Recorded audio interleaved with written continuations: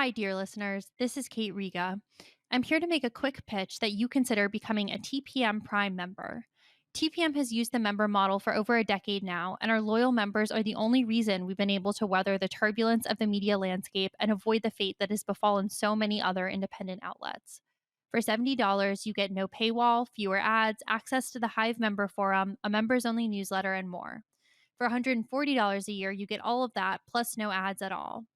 Without our members, there is no podcast, not to mention that I'm out of a job. Thank you so much for listening and supporting us. We couldn't do it without you. Hi, this is Josh Marshall, and this is the Josh Marshall podcast featuring Kate Riga. Well, we are in the eye of the storm, aren't we? We are 5 days out from the 2024 election, Wednesday. This is Wednesday, October 30th. And, people had ideas that this campaign was going to reach some decision point, right? One candidate kind of jumps out into a decisive lead. Obviously, that has not happened. I think you can say that to the extent that you take the polls at face value, it's all very close, about as close as it could be. I wrote a post a few days ago basically saying that I'm not sure it's actually going to be that close. What we have here is not necessarily like the closest election ever, but it's the one about which there is the most uncertainty ever, and that is a significant difference. I will tell you that I am. I don't know. I'm feeling some positivity about the situation as it's developing over the last few days.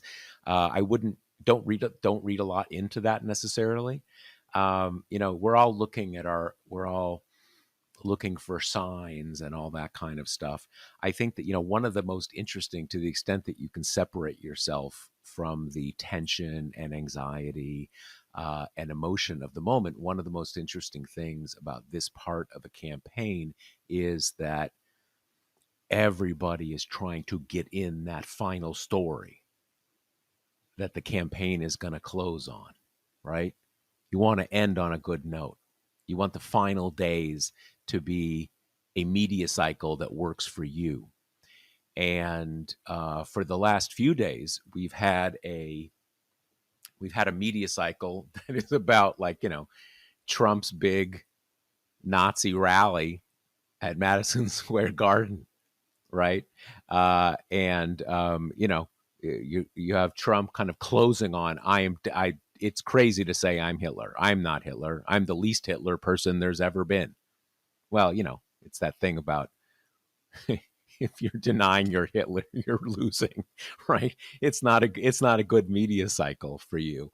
And then last night, we had Kamala Harris, the vice president, the presidential nominee, give this closing argument where they're really closing on we've got a choice between the world of January 6th and the world of everybody being normal and moving forward, and enough of everything that has happened over the last decade.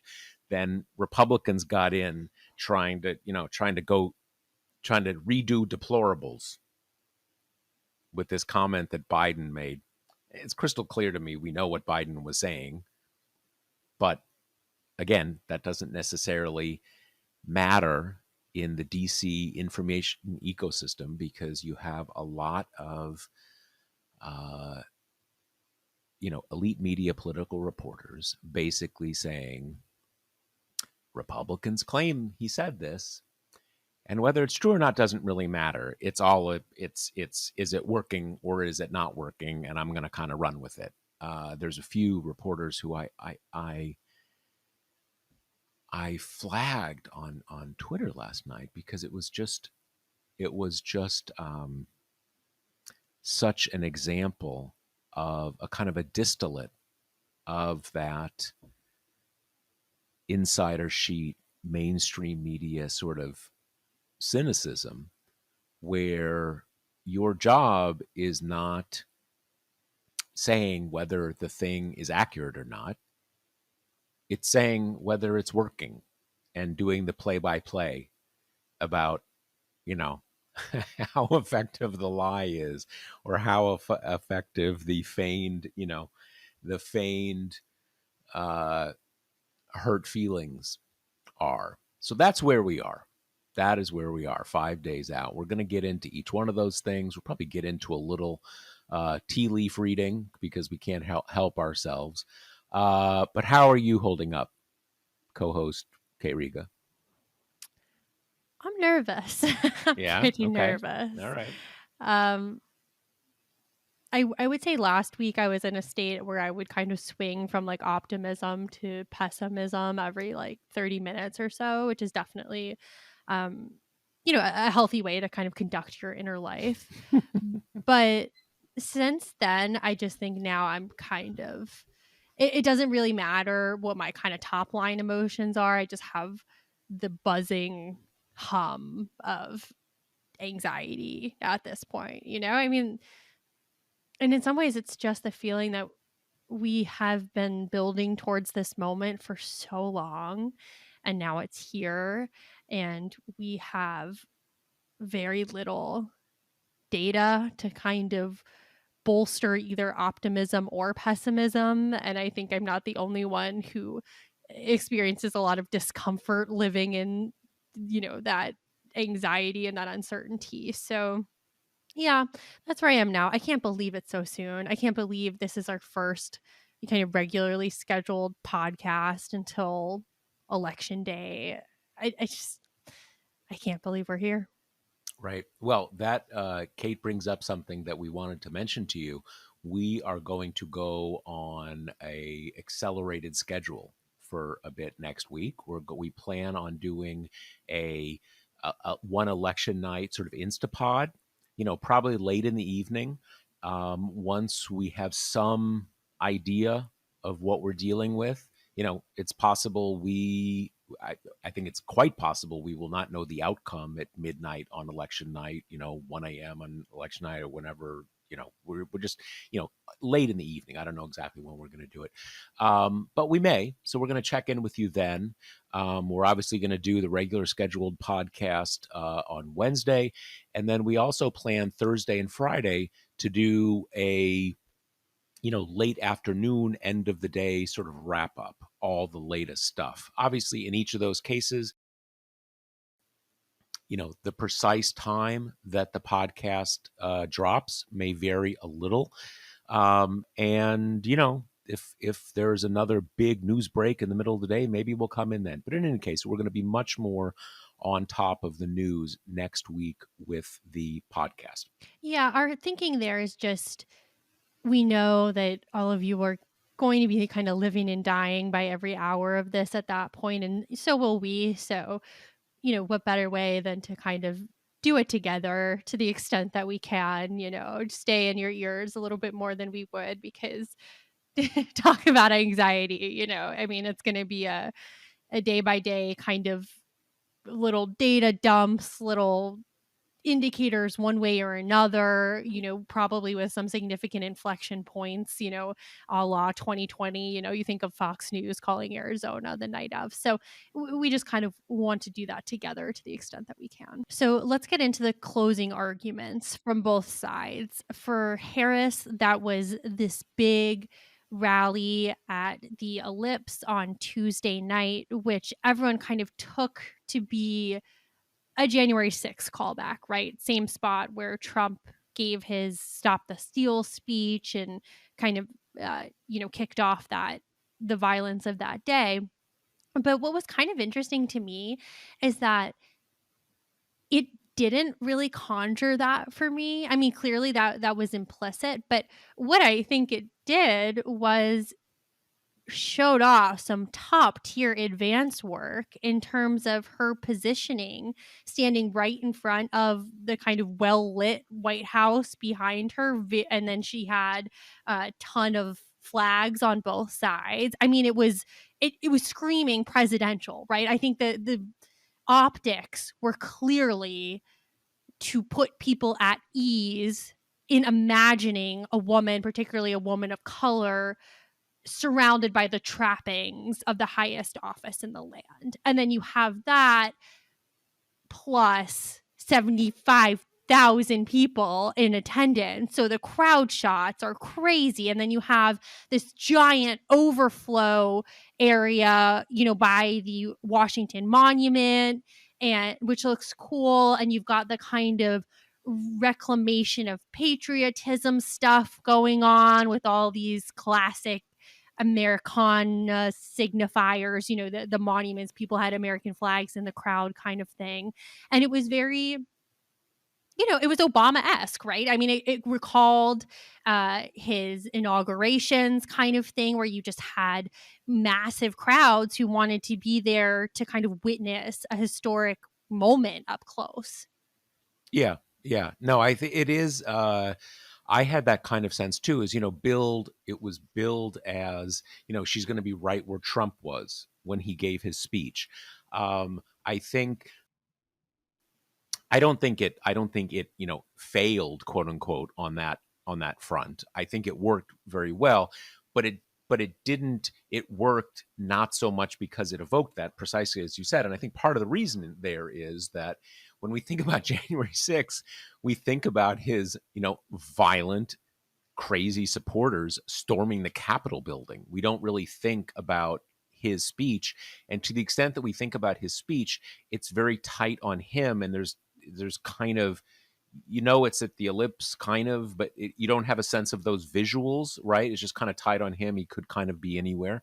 I thought that I thought it worked. I mean, as you said, there's a strong element of sort of manifesting it into existence, right? It's to come however that thing works.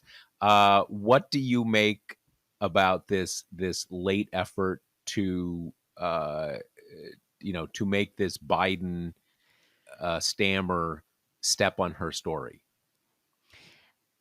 It's almost funny because since the Washington Post dust up, which we'll get to later in the episode, I have noticed a seemingly concerted standing to attention by other outlets. For instance, the coverage of the, Madison Square Garden Trump rally, which we'll also get to, I thought was very urgent. Reporters by and large kind of covered it, not with the usual sane washing, kind of treatment that Trump gets, but straightforwardly. Most of them called it racist. It was what a lot of people have been clamoring for from mainstream media for a long time. And then we had this yesterday where it's just immediate slip back into the kind of same old tired habits. And for listeners who may have missed it, Biden gave this kind of stammery, losing his thread answer that was kind of word salady. But what he was trying to say is that, Puerto Rico isn't a garbage island, but that the comedian was garbage who said it.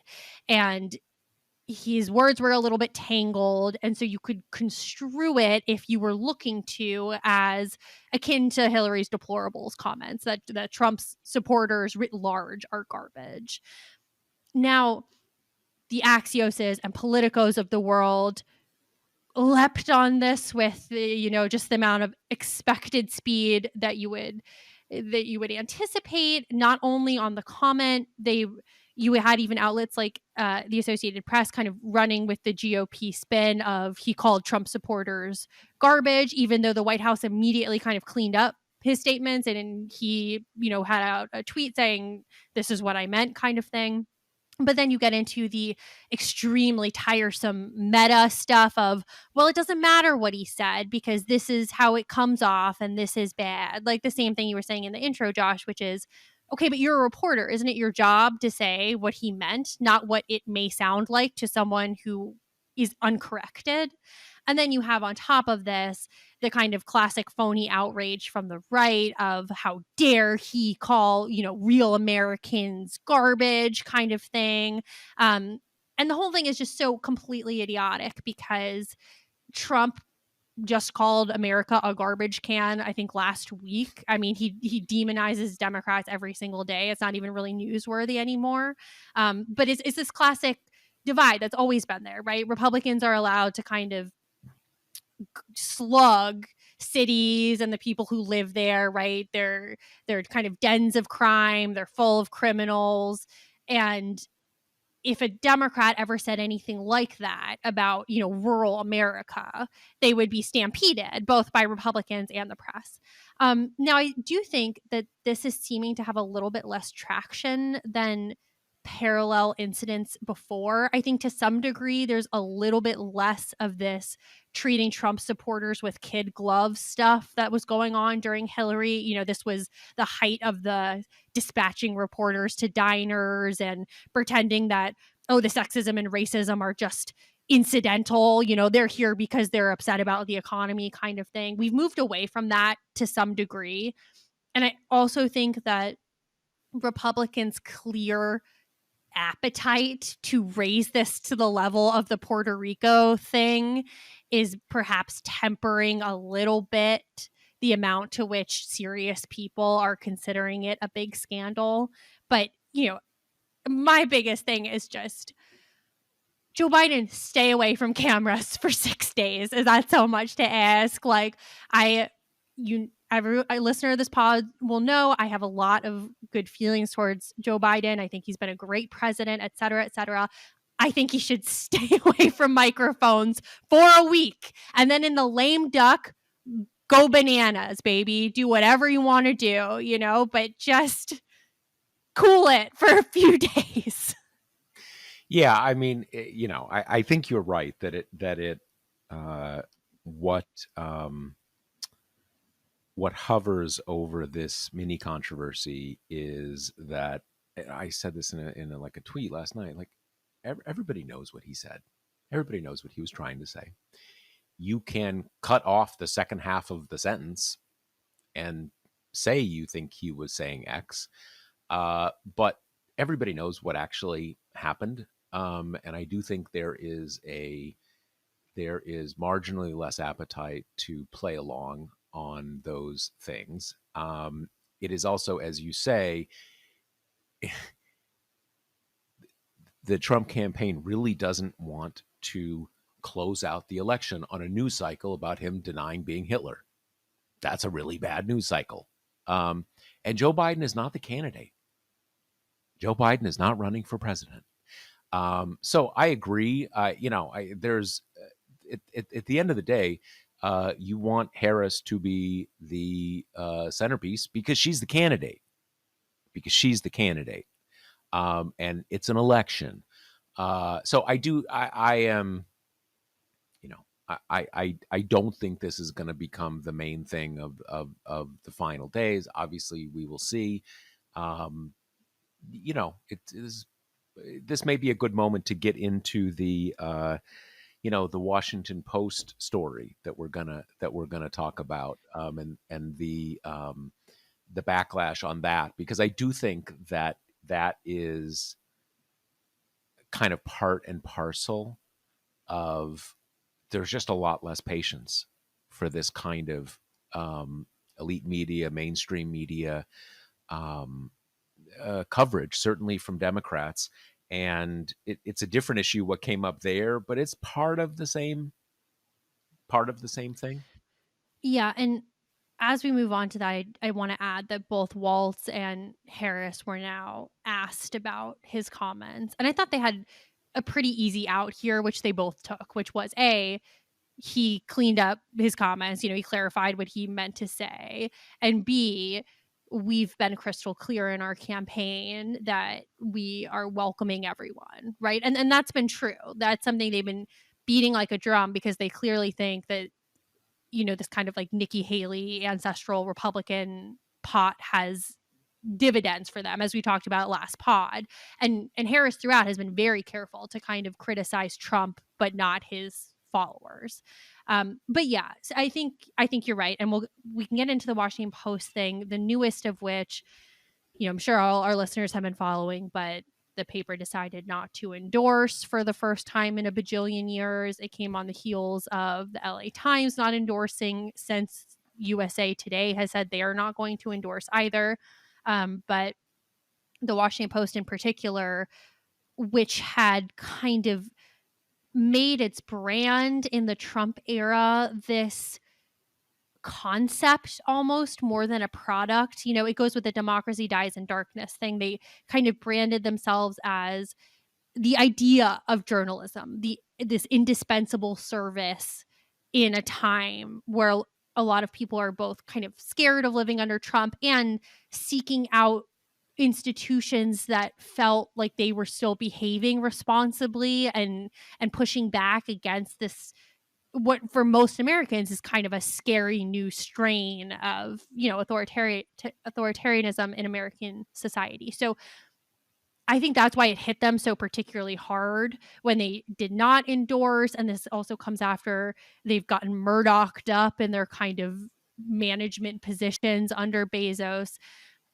Last we heard, I think this was NPR's reporting that 200,000 people canceled their subscriptions, which is Now apparently massive. 250,000. I mean, Okay, so yeah, huge, huge, huge. gigantic numbers, which I think does go to the fact that it was a betrayal of the brand identity, along with just people who were kind of like, well, this is a cowardly, shitty kind of thing to do.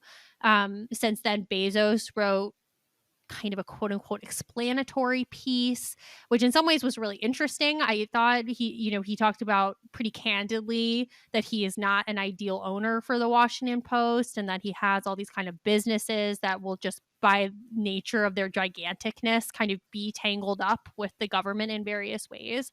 But then he also ended on, I thought, this really genuine note of, people don't trust news anymore, and endorsements are part of that. So we're getting people's trust back, which I think both was not what this was about, right? Like, if you want your newspaper to stop endorsing, I think there's an argument for that. I am actually one of the few who's on the other side of it. But the problem was that they decided to stop endorsing right before the election, right? Like a week before the election, which read to everyone as pretty clear kind of preemptive deference from Bezos, knowing that, if Harris wins, it'll be business as usual. If Trump wins, it'll behoove him to take down these kind of institutional blocks so he can avoid Trump coming after him with the imprimatur of the state and his various business interests.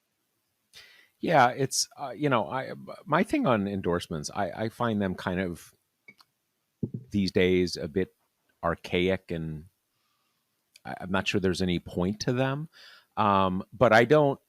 But I certainly don't think, oh, shouldn't do endorsements because you shouldn't, like, put your thumb on the scale, or kind of, or take sides or something like that. I just think in our day and age, I think they just have less impact. So, it's not like I think that endorsements are like a huge thing in themselves. I sort of subscribe to everything Kate just said. I mean, the Bezos, that Bezos op-ed was very,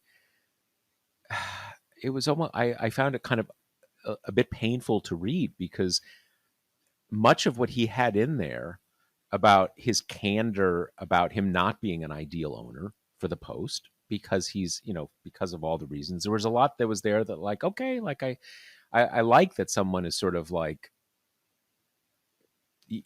this is fairly candid and sort of touching on certain awkwardnesses about his role and everything.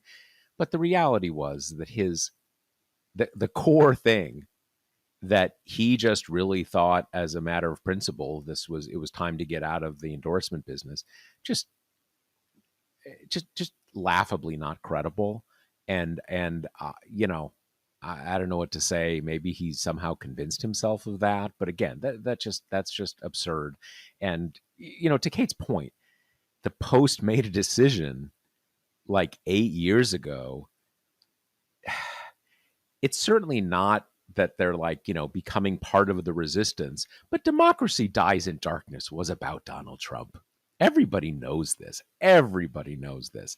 So they kind of put their chin out there. If you're gonna go pro darkness, you're gonna get a real backlash when you've branded yourself that way. You just are, and losing 10% of your subscription base in a weekend is beyond all imagination. That is so many more than I imagined was even remotely possible in what they would lose over this. Yeah, I want to first just quickly say my thought on endorsement, which I think most people have kind of responded to this by saying, newspaper endorsements are kind of outdated. You no longer have undecided voters looking to the editorial boards for who to vote for. And I think that's true. The reason why I am still a fan of them is that reporters are experts on presidential platforms in the kind of best form of it. And so when you get a good endorsement, like I thought the New Yorkers this year was excellent. I mean, it covered policy stuff in depth as well as, Trump being a threat to democracy and everything like that. And I think it's valuable the same way it is to have, a doctor kind of recommend treatment. They spend all their time around it, they know it inside and out. So in that way, I do think endorsements are useful because you're asking the people who pay the most attention kind of who they think should win. I think this has bled into a larger conversation. Like I saw some kind of honestly brain dead stuff about, well, voters aren't trusting newspapers because of endorsements, right? But Bezos said that a little bit as well. And it's like, well, okay, then you have to get rid of the whole opinion section of newspapers because columnists also are pretty clearly carrying water for the party that they are aligned with, right? It's not so I don't buy as much this idea that if papers stop endorsing, like MAGA folk are going to be like, oh, thank God, we can kind of trust the New York Times again. Like pretty clearly, the problems go farther than that. Yeah, exactly the whole. It was just it was a pretty, it was a really sad, kind of pitiful spectacle. I have to say, Yeah. I was surprised at how upset I was when they did that. Um, in part because since I was a kid and developed my journalistic aspirations, it was all because I read all the President's Men and became really enamored by the Post and the idea that they had a woman publisher way before anyone else did. All of that I loved, and I still have a great deal of fondness for the Washington Post. And so seeing something like that just really sucked. I also don't think it's coincidental that the Democrat that they finally kind of feel like they can snub is the Black woman. I think that's part of the mix as well.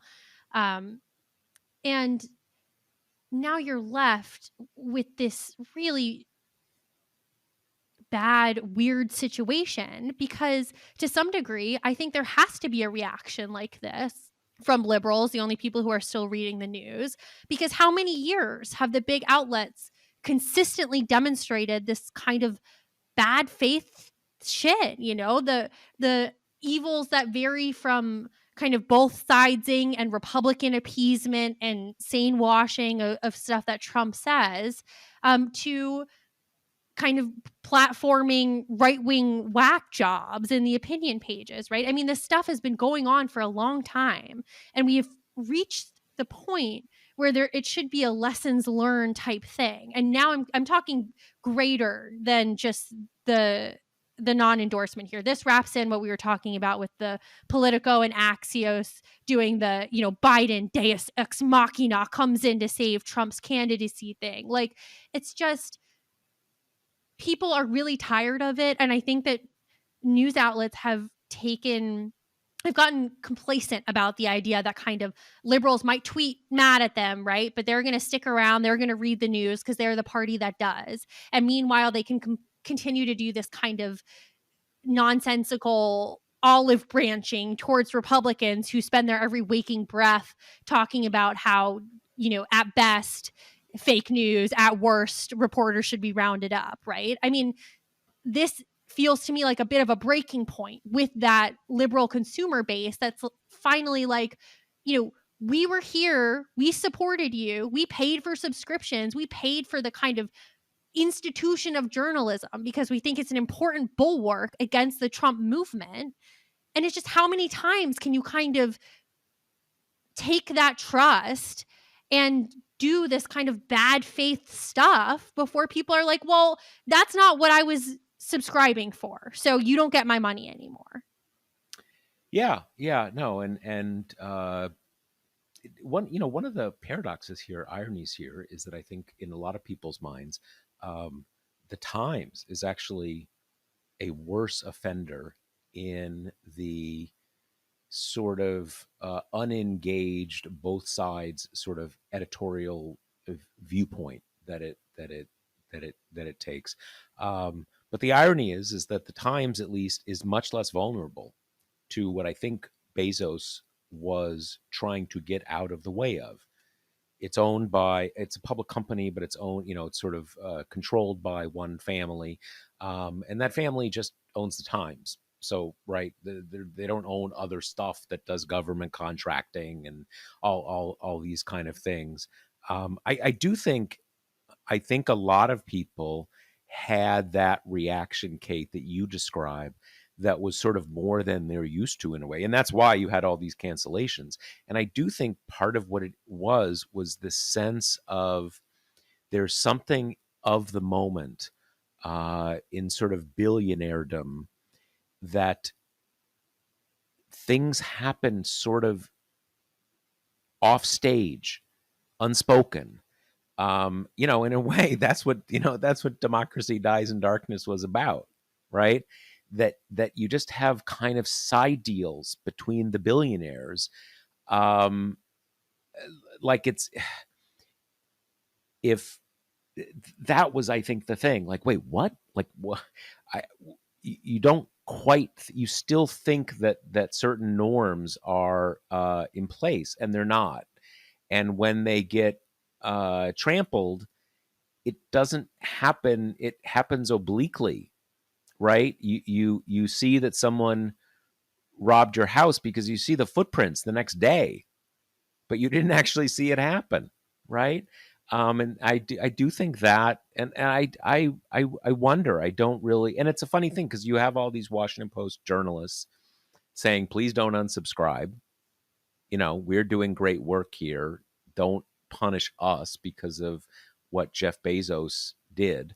And I can really respect that, right? I get what they're saying. And yet, in a real way, he has shown his cards, right? That he has shown that he does not want to be punished by Trump in the way that he was to a limited degree, even when Trump was president the first time. So I don't know how you can unring that bell. We are in this greater public, societal, political crisis that we've been in for a decade, and you want to know whose side everybody is on. And I think we know which side Jeff Bezos is on. He's on the side who does not want to get in trouble with Trump, and that kind of says it all. Right. He's, I think, following what we would call more the Zuckerberg track of someone who previously did support some kind of guardrails against Trump. And then after the realities of the Trump administration and kind of having to contend with his vindictiveness, Yep. pretty quickly figured out that his pocketbook was going to be better served by supplication. And that seems to be what Bezos is doing too. I don't think you necessarily have to read any kind of political motivation in here. I don't Yeah. think they're necessarily being Elon Musk's, but Agree I with think that. they're Agree with that. they're doing asset protection, right? And that's why it's a really fucking bad idea to have guys who are primarily concerned with adding to their dragon like hoard of treasure in front of our, last lingering kind of big newsrooms. Yeah, I think that, the Zuckerberg analogy is a good one. I think neither of these people are terribly political. They want to kind of be the good guy in some general sense. And I will say, and this is the other thing that struck me about his column, is that he claimed, and everything that I've heard from the last decade backs this up, that when it came to writing about Amazon, writing about him, whatever, that his thing was, you do your thing, right? You don't have to please me, whatever. And I buy that, and I think he did do that. I do think what it shows is that Amazon can live with the Washington Post reporting on him. I don't, but again, it's never going to be comfortable if you own the company, that the company is writing critical things about your businesses, right? So he did the right thing, but that's different from having Trump put you on his shit list. Um, and that uh, just speaks for itself. The interesting thing here is what you're seeing with these guys is, that basic idea: journalism has lost trust, and the first step in rebuilding trust is not endorsing anymore, i.e., not endorsing people who are running against Donald Trump. And what you have there is really a recapitulation by people like Jeff Bezos and Mark Zuckerberg, people who don't know much of the history of the last 30 or 40 years in politics and journalism, that's how we got here. That Republicans would whine and complain about bias, and that led to basically both sides journalism, that kind of ref playing. So we know it's what he is doing isn't the solution to the problem. What he is doing is a rerun of how we got to the problem in the first place. So I don't really know what this means for the Washington Post. I don't, institution that's been around forever, a lot of really talented and committed people who work there. But I don't know. I do think it will be, Democrats, liberals, people in the sort of the center left faction of American life are really out of patience with this whole thing. And I do think it will be hard to feel positive about the Post when there's so much impatience out there atmospherically, and the Post has so clearly kind of marked themselves as part of the problem. That's exactly right. I think you put that really well, this idea of recapitulation, because the conversation from the bigs and still from the people who kind of run the big newsrooms, it's always about earning trust back under this imprimatur of neutrality. And what that always, always, always means in practice is Republican coddling or making the Republican Party seem like it's basically the same as the Democratic one, right? And when that, to make that formula balance, you need to either disguise or kind of launder the parts of the Republican Party that are uniquely extremist and uniquely dangerous in this moment, then that's what you do. And then when Biden says something that could be construed as a gaffe, that's a huge deal because for the past week, you've been writing about Trump's Nazi rally. And now you really need to find something on the left that you can lift up and create this kind of, well, both campaigns stumble down the stretch kind of dynamic because you've committed yourself to balance, even when balance does not exist. And that's what it's been over and over and over in the Trump era. Even while at the same time, we have seen some kind of rebirth of an investigative news kind of boom time. There's been kind of incredible reporting on Trump and all the malfeasance surrounding him. This has become even more than it used to be, just the norm of political reporting. And I think you're right. I think people are sick of it. And I think people are especially sick of it when we're days away from an election, which has sky high stakes. And you've got one of these institutions that's billing itself as a last line of defense for democracy, saying, hey, we wash our hands of this. And then, while I think it's a lot more defensible for the news side people to say, hey, we're doing our work, don't take it out on us, you've also got those folks kind of tweeting things like, yeah, well, I don't care who wins the election, I just want to do my work. And it's like, well, I'm sorry. I think that's part of the same problem. Like when Trump is out there saying that he's going to put reporters in jail and torture them till they give up their sources, that's not a I'm indifferent to who's got the better healthcare plan kind of environment anymore. Yeah, the thing is, let's take sort of current reporting and all that, and kind of the mores of current reporting at face value, and then take up this issue of you shouldn't do endorsements. Um, this is a very notwithstanding the fact that I don't really care about endorsements at personally at all. Obviously TPM doesn't do endorsements, right? It's a little superfluous. Um, but the key there is like, are you saying you genuinely just the paper just truly doesn't care, doesn't have any opinions, or are you saying that we're not going to say our opinions because that's going to give you some idea that we are tilting the scales in some ways? And that to me, just at a I think both in terms of what you should do as journalists, and also frankly for building trust, I don't think you should hide things. Hiding is obviously lack of transparency. It's even a low grade form of deception, because I don't no one buys that like in your own thoughts you don't care, right? You have no opinion at all.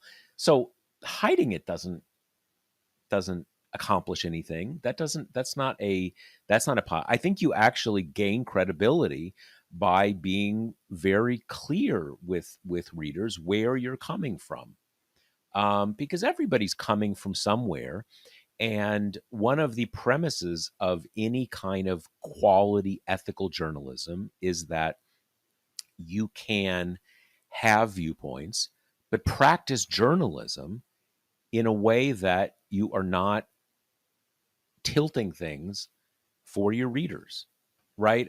So it's just precisely backwards in my mind, at least. And I think that to a degree, a lot of us who look at what seems like just the cynicism of a lot of the reporters in elite publications in Washington D.C. is that you do get the sense that these people who are steeped in politics really don't care about the outcomes. And that is actually, to me, that's not a positive. That shows some lack of character, frankly. If you really don't care, if you kind of you're supposedly into politics, you're drenched in politics, you know all these details, and you really don't care, you're just kind of looking at the back and forth, the kinetics, right?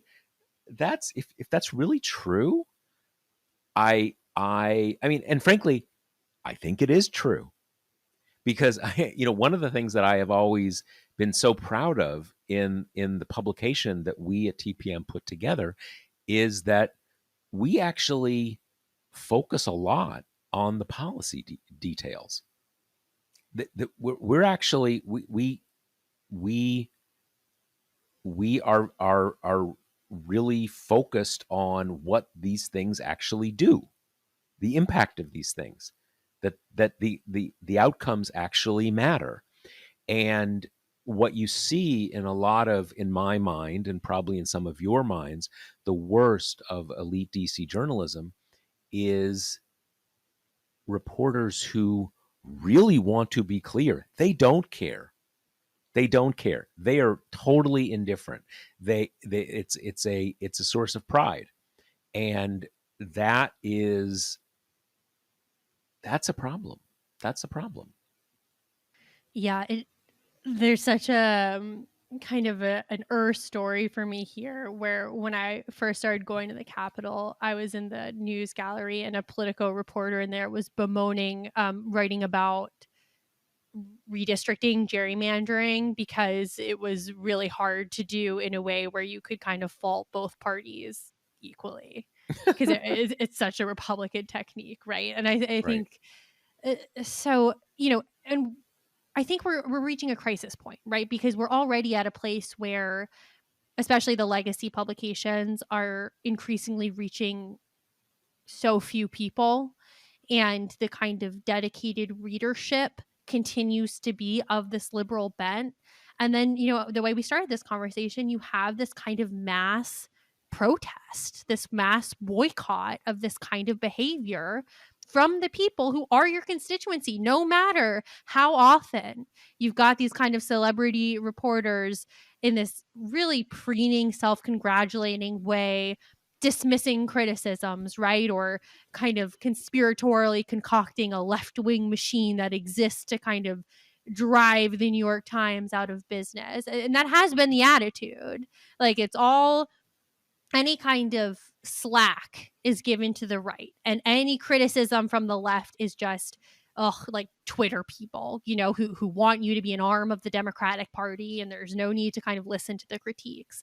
And to some degree, I think we had to reach an inflection point, because what we had before wasn't working either, and so maybe this kind of economic business threat is what it takes to force some of these institutions to do some soul searching. I mean, not based on the Bezos thing, but what's the other path for the Washington Post to become like a slightly more right-wing version of itself, to try to kind of maybe ape the Wall Street Journal in some way, like have a more right-wing editorial voice? I think that'll be hard to pull off, given that it's part of the reason why the Wall Street Journal has been able to stay kind of a legacy publication that is slanted towards conservatives, is because of the business tie-in, right? Like, that kind of covers them in a way that the pure politics would make more difficult. So I don't know. I don't know. We're not seeing any indication so far about any kind of desire for course correction. The furthest that we've seen from various media reporters is that the kind of higher ups in the Washington Post try to keep the damage from the newsroom for as long as possible. So that doesn't exactly, bode well about any kind of lessons learned here. I mean, one part of this story is that you have this perverse situation where the center left, liberals, Democrats, whatever, that we're sort of saddled with the Times and the Post and sort of much of journalism as the liberal media that we are somehow like responsible for, and which we in many ways fund, because we know that kind of interest in news is heavily partisanized.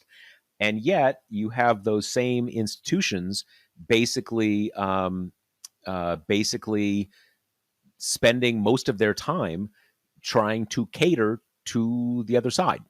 And that is kind of that is a little unsustainable, right? Just in basic business terms. Now, that is the answer to that is clearly not that you have sort of like a pro-democratic kind of booster journalism, but this is something that I've been saying for a couple decades. Washington is wired for the GOP, both in its institutions and especially in its press, and we know all the reasons for that. But I do think this is a breaking point, and I was not pleasantly surprised in the sense that I'm rooting for it that they lost 250,000 subscribers. But when I say pleasantly surprised, only to the extent that it shows the depth of the feeling about this, and I that is a positive to me, even though I am ambivalent about the repercussions for a lot of working journalists. I guess the point is that I think a lot of people at the Post, a lot of people in DC thought this is this kind of running conversation of people on Twitter, the people who criticize the press, these kind of hyper political people. And the first numbers that I saw over the weekend were like, lost more than 2,000 subscribers. That would be kind of, a certain kind of very niche conversation. 250,000 people, that's a ton. That is, frankly, as I said earlier, more than even I would have imagined. So, speaking of stories breaking through, Trump's Madison Square Garden rally was such a cornucopia of demeaning, racist, sexist stuff. It was almost as if every single speaker kind of got assigned a different minority group that they were going to insult. Um, and the one that I still am not totally sure why, but broke through resoundingly was this hacky Republican comedian guy who called Puerto Rico a floating island of garbage. Again, I still think it's a little weird that went huge, but his jokes about black people carving watermelons at Halloween went nowhere. Tucker Carlson calling Kamala a low IQ Samoan Malaysian, which I still don't really. I She's keep neither wondering of if those things. I keep thinking that must be some discourse that we don't know about. Right? I know. I've been Is there asking some sort of everyone. birther Samoa thing? She's really, Yeah. it was like you hear these things, you're like it's offensive, but I beyond the offensiveness, I need a little more information here. Where are we going with this? Right? Right. Even I'll say one thing, even with that comedian guy, even with him, he had a whole thing about Jews and Palestinians, that the Hmm. Palestinians are crazy violent terrorists, the Jews are money hungry. So like it really was. He really, there was so much more, and how that one was picked, who knows? I don't know, because there was also not just him, but the anti-Semitic theme was well hammered throughout the night. But yeah, for whatever reason, this is the clip that just did huge numbers that we have some indication broke through even the circle of those of us paying close attention because, well, for one, it got wall-to-wall coverage everywhere there can be coverage. All the networks ran with it, all the print outlets did big headlines. You had every single celebrity of Puerto Rican descent came out decisively. That included Bad Bunny, who's got 45 million followers on Instagram. Um, I think part of the reason why it was so sticky is that there's been this specific consternation over the Hispanic vote in general. It's seen as one of the groups that since 2016 has become less of a kind of uniformly dependable Democratic bloc. Um, this has always been a little tangly because it's always tricky whenever we kind of take this huge swath of people from many different countries, who immigrated to America at very different times. We've seen some of this kind of wrapped up in the fact that you have some people who immigrated fairly recently being very hawkish on the border and kind of okay with some pretty brutal crackdowns there.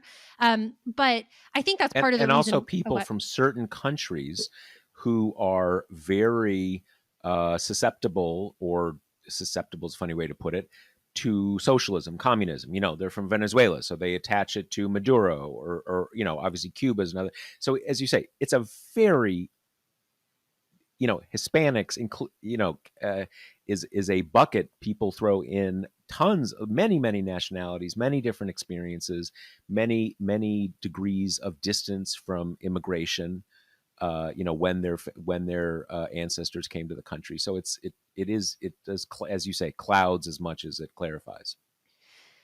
And this isn't the first cycle that Democrats have seen some degradation in support there. Um, Biden was kind of struggling with this cohort as well, which is why when he was in the race, the Sun Belt was all but closed off to him. He was going to have to do it through this, the quote unquote blue wall states.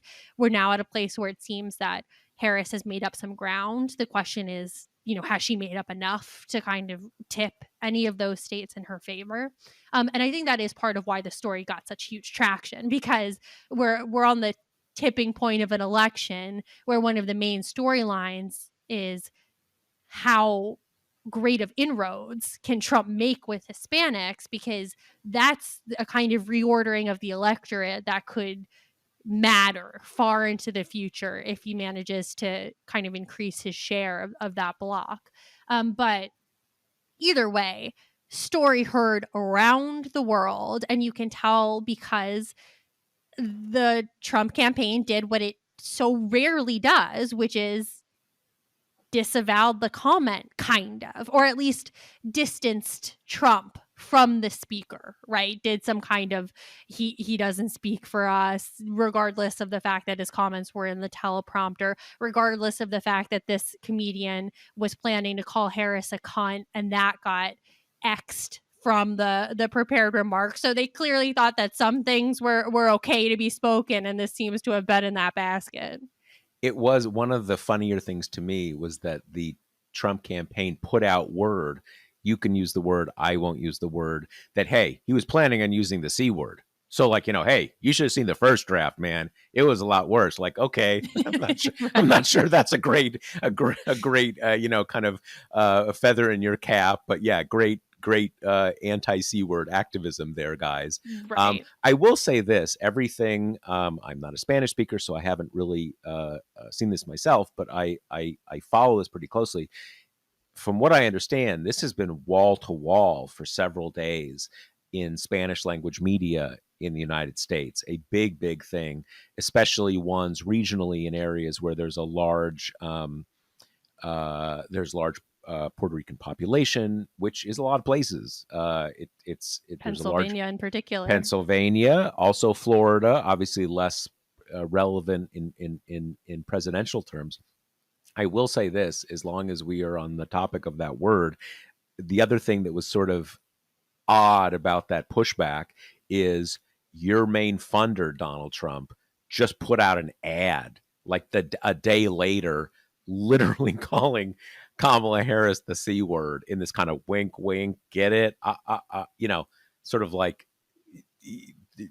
this isn't something. Don't tell us you recoil at this when like Right. your own main funder is putting out ads using this slur.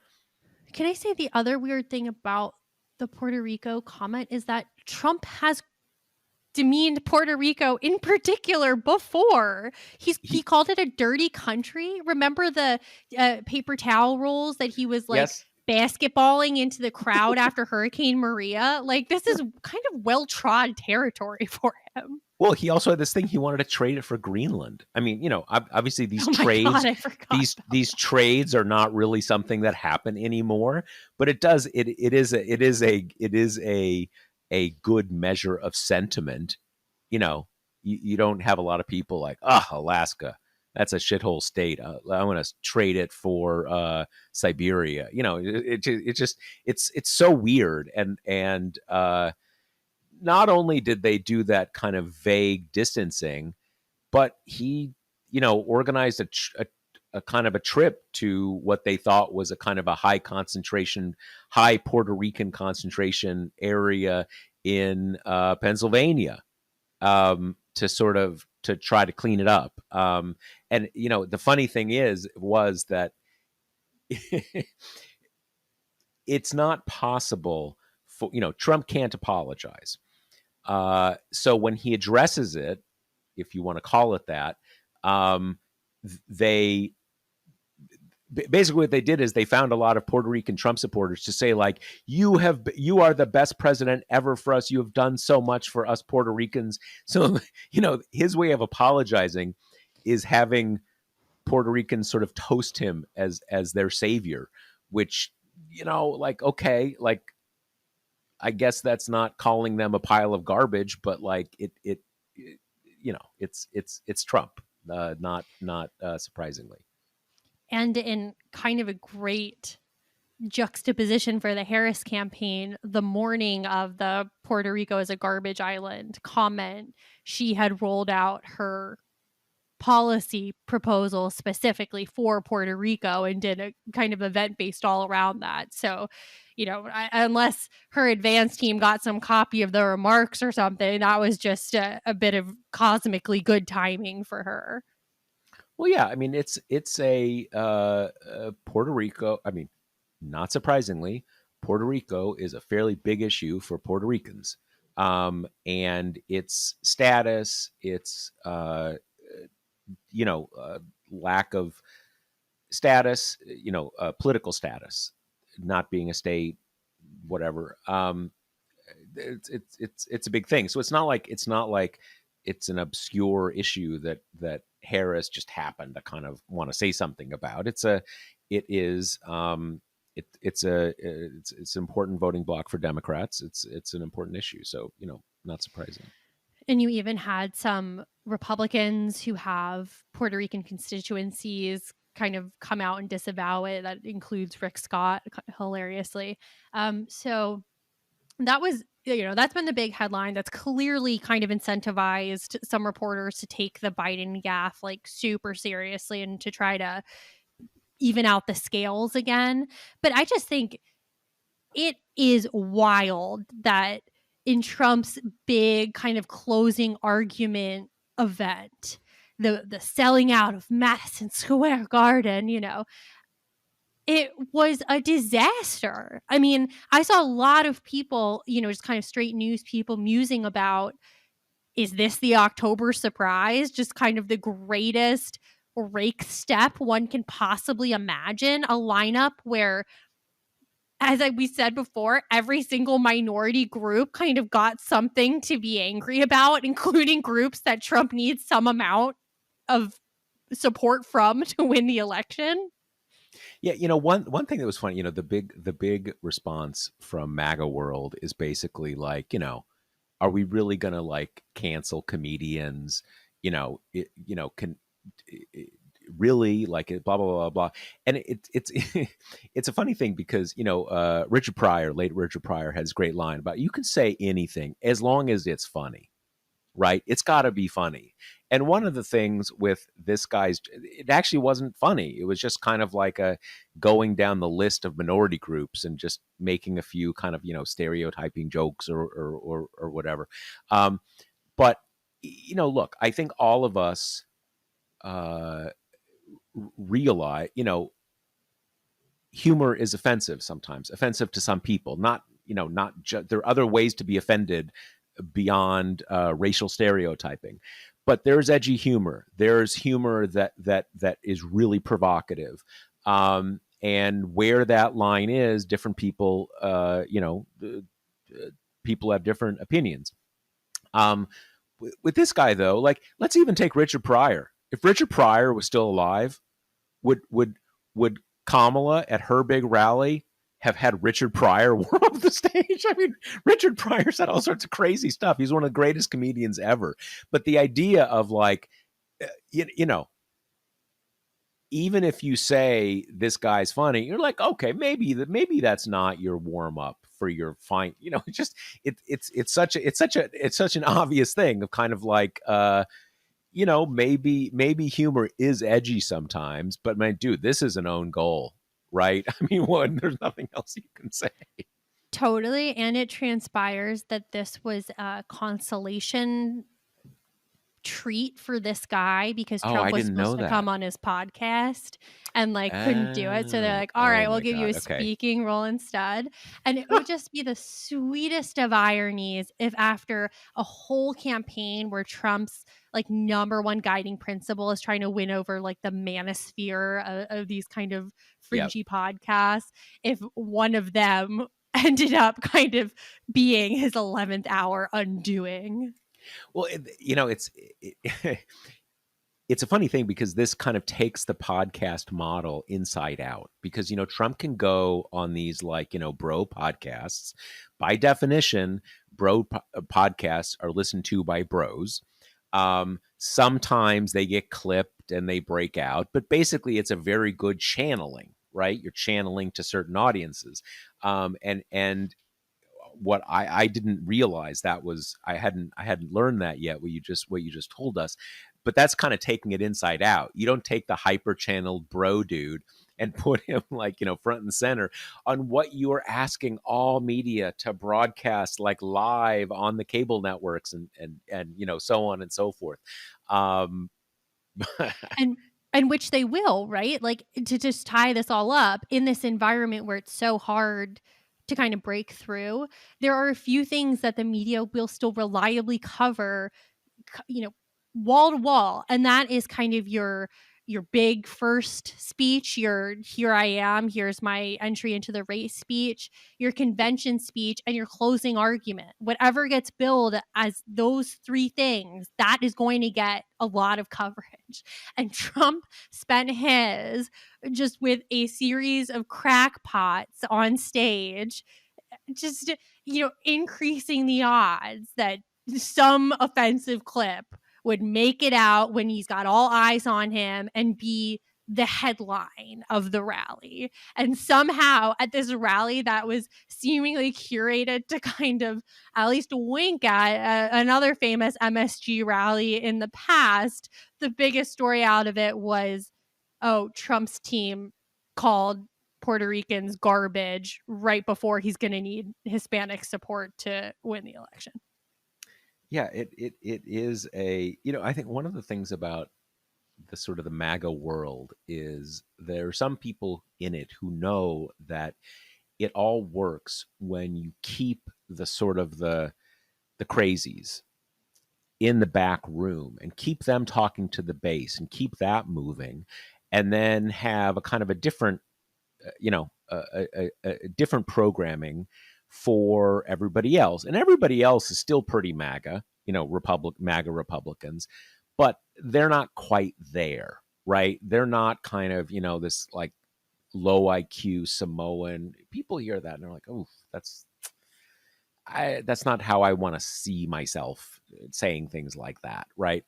Um, but there are lots of people in the MAGA world who are kind of like, the people love this. This is the hidden majority and all that kind of stuff.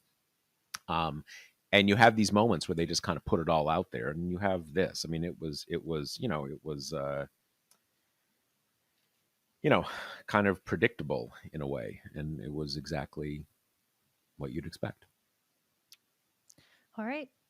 Okay, well, remember, as we said, we're kind of bumping up the programming next week, and everybody, buckle up, take a lot of deep breaths, and we will talk to you next on election night.